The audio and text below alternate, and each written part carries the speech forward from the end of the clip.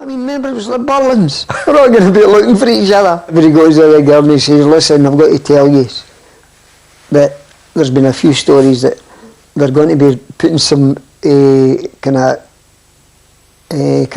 thing with women round about the hotel and maybe in your rooms and that, you know. So just watch yourself. That was another tactic, wasn't it? Because the boys were never at the rooms waiting on this happening. There was never any welcome shown, in the sense when we went down to the ground for training, it was very Spartan. There was nothing. There was no cups of tea laid on. There was no pots. You know, there was nothing done to make it a sort of friendship game. Tension is high before kick-off, and Ronnie Simpson is an early casualty. Scotland's Player of the Year felled by a missile during the warm-up. I don't think anybody saw what happened, because we went on and the game was almost ready to start.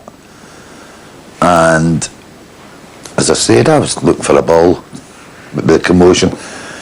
And as Bobby's pulled me out, I'm getting dragged off the bench. And I'm going onto the field and I'm saying, where am I going? And Ronnie's walking by. I don't know if it was nearly at Bob Rooney, holding the back of his head. And I'm saying, and I looked and I just looked up at this big stick. What am I doing here? That was a real blow, because that put an apprehension in every one of us. Make no mistake about it, that was something that was serious. None of us had ever seen anything like that in our lives before. To this day, I believe that it was one of the photographers, because there's no way that someone could throw a coin from the ground. There was a huge mesh thing behind the net and get it through that mesh and just over the bar to hit him, you know, with such force. I remember looking and what's wrong with him? And he had about 6 inches a scar at the back of his head, and the blood was running out of him.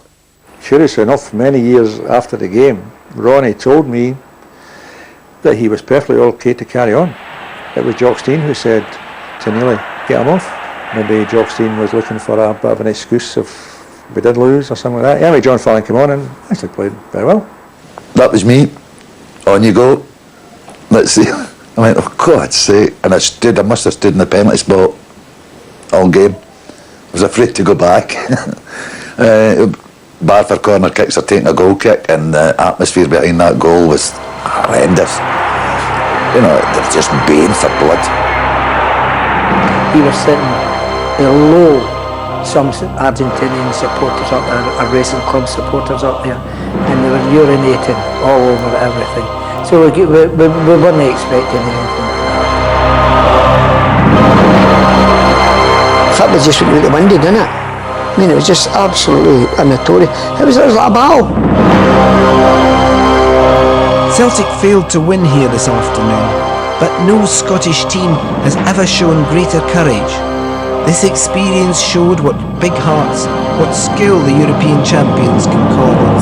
I always thought we had a good chance, because, you know, we felt our ability was as good as theirs, and we felt we had the players that could create things. What we hadn't really paid enough attention to, really thought enough about, was the refereeing was absolutely incredible. I mean, you talk about home referees, and it does happen where a referee does favour one team a bit against the other, but never anything like this referee in Buenos Aires. Yet it all starts so well for the Celts. After 22 minutes, Jimmy Johnston, as brave as a lion, tempts the goalkeeper into a rash challenge. Tommy Gemmell sinks the spot kick. I mean, it had to be a real stonewaller to get a penalty kick in South America against a South American side. But at that time, of course, the away goal didn't count as double as it does nowadays. I mean, if it accounted double, we come back as World Club champions. 2 goals up on aggregate, the world title is well within Celtic's grasp. Maybe they realised they suddenly had to start playing a bit of football, because they were now 2 down, and you know, they had to come back a bit. But they started stringing their act together and proved that they could play a wee bit of football. Roared on by 100,000 fans squeezed into the President Perón Stadium, the stand-in keeper is beaten 10 minutes before half-time by Raffo. I remember it was a ball played from the right-hand side over Billy's head, and I'd be standing about the penalty spot, as I said, because I wasn't for standing inside the 6-yard line. and I just stand, and the ball came over, and this boy standing himself, and I let the ball go forward, and I was off my line, and as I went like that, he just big chip right into the net. We claimed for offside. It wasn't a case of maybe he was offside. It was a case of how far offside was he, whether he was 10 yards offside or whether he was 12 or 14 yards offside.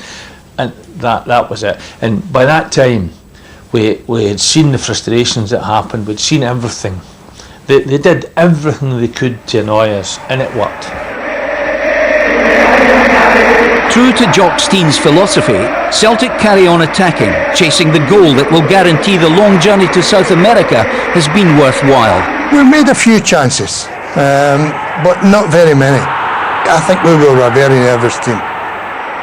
It's Racing who eventually make the breakthrough. The equaliser is scored by Chango Cardenas. The striker will return to haunt Celtic in the play-off.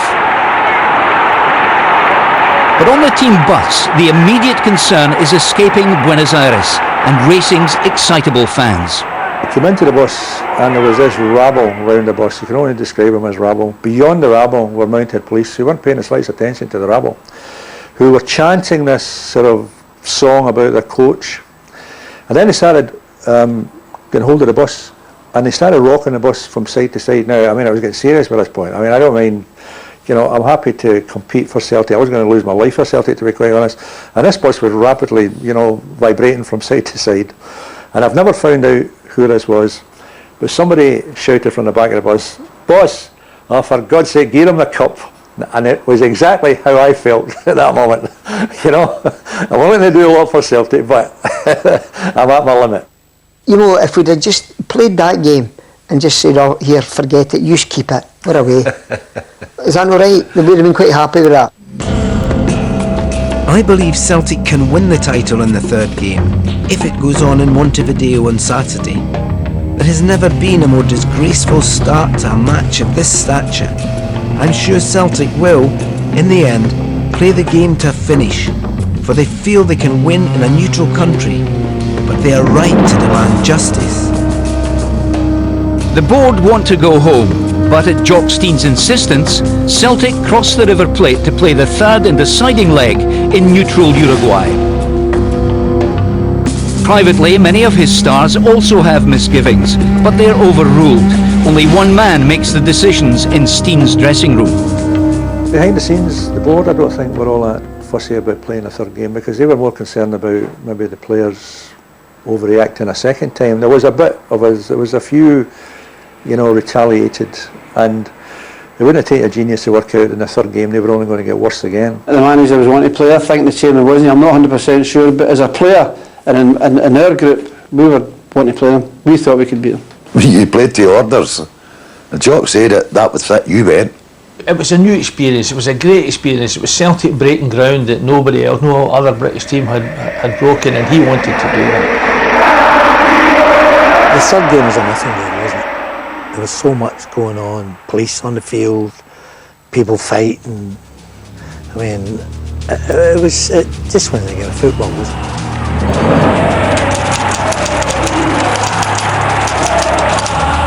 Before kick-off, Celtic lose the public relations battle.